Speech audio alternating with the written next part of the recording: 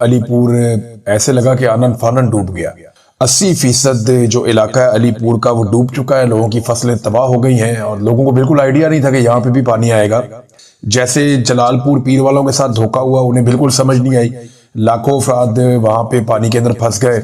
उनको निकालना एक बहुत बड़ा मुश्किल काम था जो अभी तक जारी है। बहुत सारे लोग अभी भी अपने इलाकों में महसूर हैं, उन तक कोई पहुंचा ही नहीं क्योंकि वहां पे कश्तियां बहुत थोड़ी हैं। अब अगर एक पूरा शहर आपने इलाका खाली करवाना हो तो आपको सैकड़ों गाड़ियां लगती हैं सड़कों पे। तो यहां तो कश्तियां हैं सिर्फ, और वो भी बहुत थोड़ी तादाद में। अभी जो एक वीडियो आई मेरे सामने सोशल मीडिया पे, वहां एक मजहबी जमात है, सियासी जमात है, उनके लोग ये बता रहे हैं कि यहाँ 11 कश्तियां हुकूमत ने भेजी हैं। इनमें से 9 कश्तियों के इंजन ही खराब है। तो अपनी मदद आपके तहत जो फलाई तंजीमें हैं वो मदद कर रही हैं, जो मकामी अफराद हैं वो मदद कर रहे हैं, और कुछ प्राइवेट कश्तियां लेके लोग अपनी आई हुए हैं। जो ये मल्लाह वगैरह होते हैं, जो प्रोफेशनल लोग हैं, वो पैसे वैसे लेते हैं लोगों से। कोई लाख रुपए लेता है, कोई 1.5 लाख रुपए लेता है। लोग चंदा जमा करके अपनी अपनी जान बचा रहे हैं। ये नादरीन सूरत पैदा हो गई। मैं मनाजिर देख रहा था कि एक बाप ने अपनी बेटी को उठाया हुआ और दरख्त के साथ चिमटा हुआ है और वहां उसने पनाह ली हुई है। उसके साथ एक और आदमी भी खड़ा है। वो कह रहे जी हम 3 दिन से राब्ते कर रहे हैं कि हमें मदद दीजिए, हम 3 दिन से इस पानी में फंसे हुए हैं, हमारी क्या हालत हो गई है। फिर वो बंदा इशारा करके बताता है कि वहां पे बच्ची की माँ जो है वो डूब गई है, यानी माँ उसकी जाबाक हो गई है। बहुत सारे लोगों की हलाकतों की इतला आ रही है। आज सुबह बताया गया कि एक इलाके में 7 लोग मजीद जाबाक हो गए डूब के। हुकूमत जो सहूलियात फराम कर रही है वो ना होने के बराबर है। बिल्कुल कोई ऐसी सहूलियात नहीं है जिन पे आप कह सकेंगे वाकई हुकूमत कोई सहूलत दे रही है, रेस्क्यू कर रही है। रेस्क्यू 1122 वालों ने अपना पूरा जोर लगाया, लेकिन उन्हें टिकटॉक के लिए भी इस्तेमाल कर लिया जाता है बुला के। अपना जोर उन्होंने लगाया लेकिन कैपेसिटी बहुत थोड़ी है। हुकूमत सही तरीके से इसको प्लान नहीं कर पाई। और असल बात यह थी कि जब ये डिजास्टर आ रहा था उससे पहले बहुत टाइम था। इन बंदों को तोड़ने से पहले यहां पे पानी पहुंचने तक कई दिन लगे, 1 हफ्ते से ज्यादा टाइम लगा। उस 1 हफ्ते में हुकूमत ये सारे इलाके खाली करवा सकती थी, अलीपुर के लोगों को निकाल सकती थी, जलालपुर पीरवाला के लोगों को निकाल सकती थी, मुल्तान की सराउंडिंग में जितनी तबाही हुई है इसको कम कर सकती थी। लेकिन हुकूमत ने इसमें से कुछ भी नहीं किया। उन्होंने जो किया वो ये है कि उन्होंने लोगों की वीडियोस बनाई, उन्होंने अपने टिकटॉक्स बनाए, और यही काम हुकूमत कर रही है। इस हुकूमत का जो वजीर आजम है वो भी यही कर रहा है। जाली हुकूमत है ना, जाली वजीर आजम है, वो भी यही काम कर रहा है। वजीर आजम को देखो तो आपको नजर आता है कि थोड़ी देर के बाद वजीर आजम किसी और मुल्क में पहुंच जाता है।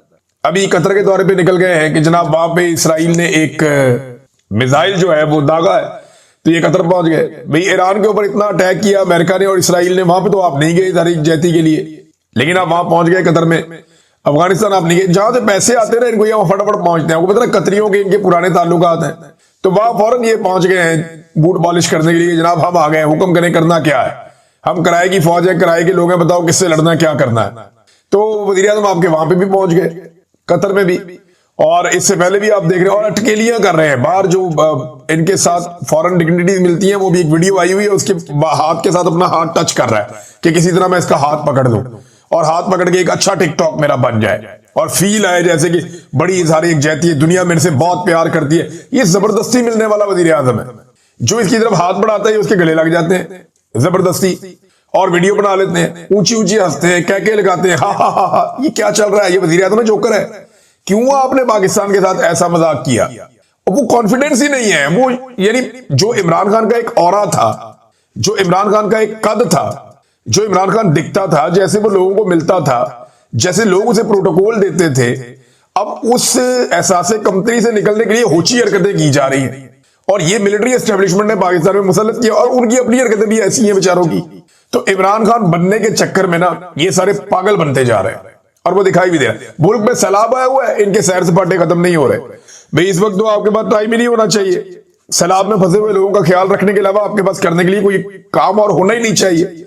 लेकिन देखें ना, जो लोग तनकीद करते हैं, जो मीडिया दिखाता है कि जनाब ये देखें ये क्या हो रहा है, ये देखें ये क्या हो रहा है, ये देखें हुकूमत कश्तियां नहीं पहुंचा पा रही, ये देखें हुकूमत अवाम को खाना नहीं दे पा रही। हालात यहां तक पहुंच गए हैं कि अभी मैं एक वीडियो देख रहा था, पुलिस वालों ने एक थैला रखा हुआ राशन का, ऐसे साथ इंतजामिया खड़ी है, एक एक करके बंदा बुलाते हैं, उसी थैले के साथ फोटो बनाते हैं, अगला बंदा आओ, फला बंदा वल्द फला बंदा, आ जाओ भाई। वो बंदा आता है, उसके राशन के साथ फोटो बनाता है, वो बंदा जाता है, फला बंदा वल्द फला बंदा, वो आ जाओ भाई। उसी राशन के साथ, एक ही राशन के साथ कितने सारे लोगों की ये फोटोज बना रहे हैं।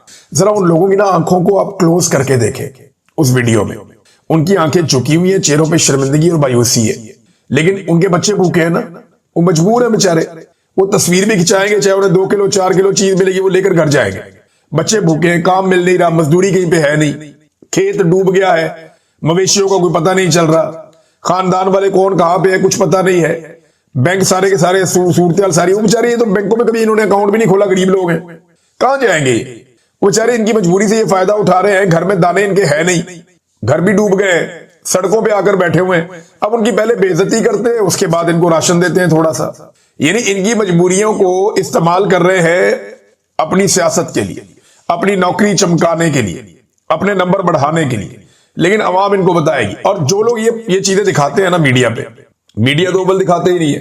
1-2 मीडिया वाले निकले, आसमा शराजी को मैंने देखा और हामिद मीर साहब को मैंने देखा, या 1-2 और लोगों को देखा। बाकी जो आपका रवायती मीडिया है वो तो निकला ही नहीं, उन्होंने तो इस पे काम ही नहीं किया। लेकिन ये सारा, अभी अगर एंटी एस्टेब्लिशमेंट होती ना ये वाली हुकूमत, या एस्टेब्लिशमेंट इस हुकूमत के खिलाफ होती, तो फिर आप तमाशा देखते कि इस मिलिट्री एस्टेब्लिशमेंट ने पाकिस्तान के सारे मीडिया को इस सलाब के ऊपर लगा देना था कि जनाब फौज के अलावा कोई इदारा मदद नहीं कर रहा, ये दिखाना था, तबाही कर देनी थी पकड़ के इन्होंने हुकूमतों की। लेकिन अभी क्योंकि ये हुकूमत की बैकिंग कर रहे हैं, तो जो जुल्म हो रहा है वो भी नहीं दिखा रहे। अब धमकियां ये लगाई जा रही हैं, पंजाब के इंफॉर्मेशन मिनिस्टर ने कहा कि तनकीद करने वालों को धमकियां लगाना शुरू कर दी कि हम सैलाब के बाद निपटेंगे, सैलाब गुजरने तो ये करेंगे वो करेंगे, भी अवाम आपको निपटेगी, हम निपटेंगे, पाकिस्तान निपटेगा। ये जाली मैंडेट और मैंडेट पे डाका डालने वालों से लोग निपटेंगे और बड़ी जल्दी निपटेंगे इंशाल्लाह। ये नजर आएगा पूरी दुनिया को। सऊदी अरब ने जो इमदादी सामान भेजा, कैपेसिटी आप इनकी चेक करें। जो सऊदी अरब ने इमदादी सामान भेजा, ये कसूर के अंदर सामान बांट रहे थे लोगों को। लोग आ रहे हैं अपने मोटरसाइकिल पे बांध के सामान लेकर जा रहे हैं, इमदादी सामान है। एक तो सामान अपनी मर्जी के लोगों को देते हैं, ये सामान उनको भी दे रहे हैं जो सैलाब में डूबे ही नहीं, यानी अपने बंदों को बुला के उनको नवाज रहे हैं, ले जाओ सामान, सऊदी अरब तो आया।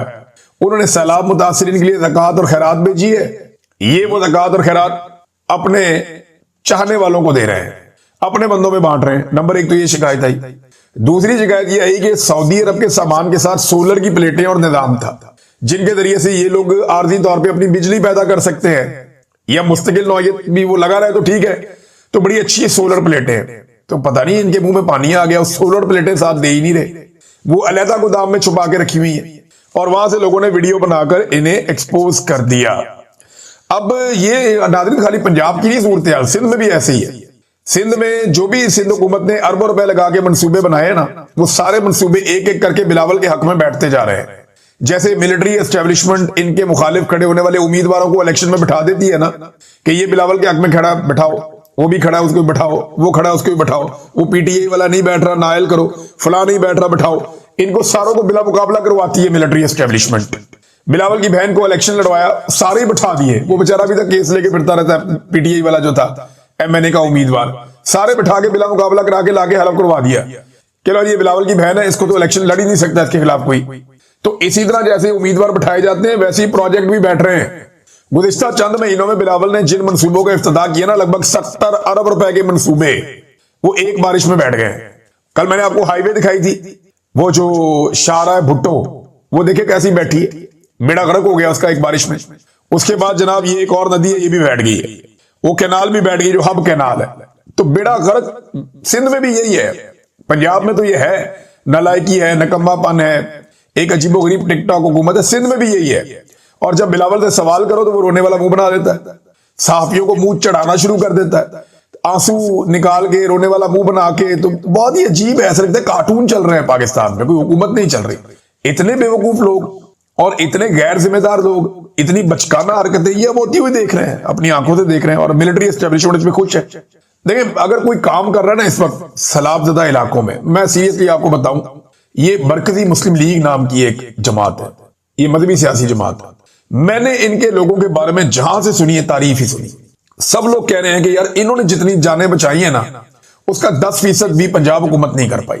जितनी जानें मरकजी मुस्लिम लीग वालों ने बचाई हैं, ये पंजाब हुकूमत सारी मिलकर अपने पूरे वसाइल के बावजूद इतनी जानें नहीं बचा सकती। रिलीफ के काम में बहुत आगे है, जो एक जमात इस्लामी की तंजीम है अल खिदमत, बहुत अच्छा रिलीफ का काम कर रहे हैं, लेकिन रेस्क्यू के काम में वो इतने माहिर नहीं है। रेस्क्यू के काम में सबसे बेहतरीन जो खिदमत सर अंजाम दी हैं वो ये मरकजी मुस्लिम लीग ने दी है। बड़ा जबरदस्त काम किया, इनको शाबाश मिलनी चाहिए, सबको इन्हें शाबाश देनी चाहिए। मैं बतौर पाकिस्तानी इनका शुक्रिया अदा करता हूँ, बहुत जबरदस्त काम किया और लोगों को खाना पहुंचा रहे हैं, हर जगह मदद कर रहे हैं। तो हुकूमत के अंदर अगर इनका 10% या 20% भी एहसास हुकूमत के अंदर होता ना तो वो बहुत कुछ कर पाती, लेकिन वो इसको एक अपॉर्चुनिटी के तौर पे ले रहे हैं कि जनाब मौका मिल गया, वीडियो बनाओ, मौजें करो, एक ही राशन जो है वो कई कई बंदों को बांटो और बांट के उनका मजाक उड़ाओ। नाज़रीन, इमरान खान साहब का केस लगा हुआ था, मैंने आपको बताया था सुबह वाले वीलॉग में। तो वो जो केस है वो ट्रक की बत्ती बन गया एक दफा फिर। कैसे बन गया? अदालत ने ये तो कह दिया कि जनाब जल्दी इमरान खान साहब का केस सुनने के लिए लगाया जाए, अल कादर वाला, लेकिन तारीख नहीं दी। ये कह दिया हाँ जल्दी लगाया जाए, लेकिन उसकी तारीख अभी भी नहीं दी गई। तो 3-3.5 महीने 4 महीने हो गए पहले से लटका हुआ है, तारीख तो पहले भी नहीं मिल रही थी, तो तारीख अब जल्दी मिल जाएगी इसकी क्या गारंटी है? तो उसूलन तो तारीख मिलनी चाहिए थी, बहुत पहले मिलनी चाहिए थी, क्योंकि अल कादर वाले केस में, जो यूनिवर्सिटी वाला केस है, उसमें इमरान खान से एक लॉयर कहते हैं कि इसमें तो फटाफट जमानत होनी है इमरान खान साहब की और उन्होंने बाहर आ जाना है, लेकिन वो कोशिश कर रहे हैं कि तोशाखाना 2 के अंदर पहले सजा दें फिर इसमें जमानत दें ताकि इमरान खान साहब को मजीद जेल में रखा जा सके। तो बैरिस्टर सलमान सफदर साहब ने कहा कि ठीक है, अगर आप ये करना चाहते हैं तो आप वो भी सजा सुना दें, फिर दोनों केस इकट्ठे लगा दें और हम दोनों केसेस को लेकर आएंगे और दोनों के अंदर इमरान खान साहब को छुड़वाएंगे। कोई 2-4 महीने लग जाएंगे ना, कोई बात नहीं, तो इतना टाइम काटा तो ये भी हम देख लेंगे। तो इमरान खान साहब के वकील ने कहा कि केस तो ये कुछ भी नहीं है, लेकिन एक ट्रक की बत्ती है जिसके पीछे इस्लामाबाद हाई कोर्ट ने लगाया हुआ, और हाई कोर्ट ने एक बहुत ही अजीब हरकत की है, बहुत ही मायूब, बल्कि मैं उसे कहूंगा ये घटिया हरकत है, ये नहीं होनी चाहिए थी। यानी ऐसा कैसे मुमकिन है कि एक चीफ जस्टिस एक वकील को जो दिन रात ह्यूमन राइट्स के लिए आवाज उठाती है उसको इस तरह मुखातिब करे, ऐसे बदतमीजी करे? ये मरियम नवाज खान साहबा ने रिपोर्ट किया, बाकी सारे हमारे जितने जर्नलिस्ट दोस्त हैं उन सब ने रिपोर्ट किया, बल्कि सारे हैरान हो रहे हैं कि ये हुआ क्या चीफ जस्टिस को। उन्होंने ईमान मजारी को कहा कि आपको अपना मुंह बंद रखना चाहिए, और उनके शौहर को कहते हैं जज साहब के हादी साहब इसे समझाएं, किसी दिन मैंने पकड़ लिया ना, यार ये जज का एटीट्यूड है, ये तो एक बदमाश थानेदार का एटीट्यूड होता है कि मैं तेन फाड़ लिया ना तो फिर रोंदा नहीं। ये एटीट्यूड जो है ये एक बदमाश थानेदार का होता है, जज का ये रवैया नहीं होता। जज धमकियां नहीं लगाते होते, जज इंसाफ देते होते हैं, अपना काम करते होते हैं। और जज साहब को गुस्सा इस बात का कि वो एक्सपोज हो जाते हैं। अब केस क्या था? केस मारंग बलोच के ईसीएल से नाम निकालने का केस है। इसमें जजों पे वैसे ही बहुत दबाव रहता है मारंग बलोच के मामले में। मारंग बलोच का मैं बताया तो उनको पेश किया गया दोबारा अदालत में आज के दिन में। उन्होंने वहां खड़े होकर कहा मारंग ने कि भाई ना ये देखते हैं औरत है, ना देखते हैं मर्द है, ना देखते हैं कि किस नस्ल से इसका ताल्लुक है, ये सबके साथ बर्बरियत और जुल्म कर रहे हैं। वो लगातार अपने हकूक के लिए और बलूचिस्तान के हकूक के लिए आवाज उठा रही है, डट कर खड़ी है मारंग बलोच, ऐसे नजर आ रहा है। लेकिन मारंग बलोच में इल्जाम लगाने वाले जितने भी लोग हैं, चाहे वो मिलिट्री एस्टेब्लिशमेंट हो, टाउट सहाफी हो, या कोई सियासतदान हो, या कोई ब्यूरोक्रेट हो, वो सारे के सारे मुकम्मल तौर पर नाकाम हो गए। उन्होंने कहा था कि वो साबित करेंगे कि पाकिस्तान के दुश्मनों के साथ मारंग बलोच के ताल्लुकात हैं, या दुश्मन ममालिक के साथ मारंग बलोच को फंडिंग होती है, या वो वहां से उनके ताल्लुकात हैं। ऐसे इन्होंने घटिया इल्जामात लगाए थे। तो भाई साबित करो। अब इतने महीने हो गए, कई महीने हो गए मारंग बलोच को गैर कानूनी तौर पर बंद रखा हुआ है, अभी तक 1 टके का इल्जाम। पाकिस्तान की पूरी एस्टेब्लिशमेंट, हुकूमत और टाउट्स, ये सारे रल के 1 टके का इल्जाम मारंग बलोच पे अभी तक साबित नहीं कर पाए, और जज बेचारे वहां पे मजबूरन उनको बेल देते रहते हैं। अब ये वापस आते हैं ईमान मजारी वाले मामले पे। तो यहां भी ईमान मजारी ने कहा कि अगर आपको मेरे साथ कोई तासुब है तो क्लाइंट के केस को मुतासिर ना करें। मैं यहां सिर्फ एक ब्रीफ लेकर आई हूं, जाती हैसियत में नहीं आई। और चीफ जस्टिस ने कहा कि आपने कमेंट कर दिया, मैं जज नहीं डिक्टेटर बैठा हुआ हूं, क्यों ना आपके खिलाफ तौहीन अदालत की कार्रवाई शुरू की जाए। तो इसमें ईमान मजारी ने कहा कि मैंने कोई बात कानून और आइन के बाहर नहीं की। अगर आप तौहीन अदालत की कार्रवाई करना चाहते हैं जरूर करें, मुझे आइन ने आजादी इज़हार राय दी है और मैंने वही इस्तेमाल किया है। लेकिन ये जो जुमला है ना कि हादी साहब इसे समझाएं, मैंने पकड़ लिया ना, वैसे इंतहाई मायूब जुमला है। वकला तंजीमों को चाहिए और वकला बरादरी को चाहिए कि chief justice Islamabad high court से इसका जवाब तलब करें और उनसे पूछे कि ये कैसे हरासमेंट कर सकते हैं खातून वकील की जो मजलूमों के लिए आवाज उठाती है और कोई जुर्म नहीं है। तो ये चीफ जस्टिस से सवाल पूछना चाहिए वकला तंजीमों को और वकला को।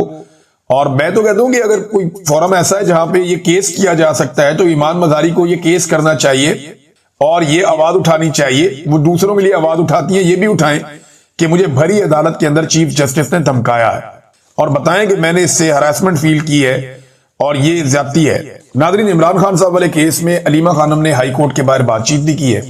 उन्होंने कहा ये फाइल मंगवा कर दिखाएंगे, लेकिन हमारा ख्याल है कि एक चीज बिल्कुल वाज़ेह है कि इमरान खान का असल में सिर्फ यही अलकादर है, केस यही है।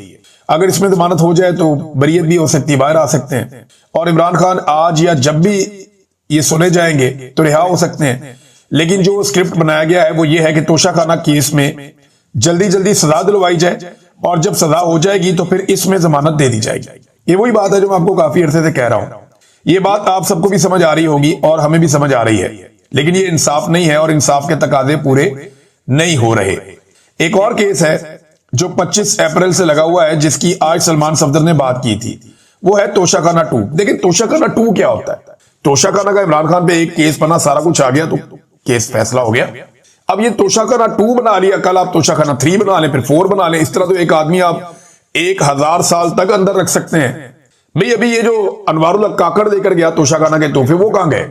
क्या ये तोहफे सिर्फ सियासतदानों को मिलते हैं, जर्नैलों को नहीं मिलते? उनके तोहफे कहां गए? जो जजों को मिलते हैं वो कहां गए? क्या वो जो है वो मुकद्दस गाय है? उन्होंने कभी जवाब नहीं देना उनको जो तोहफा मिला वो किस मद में मिला और वो कहां गया?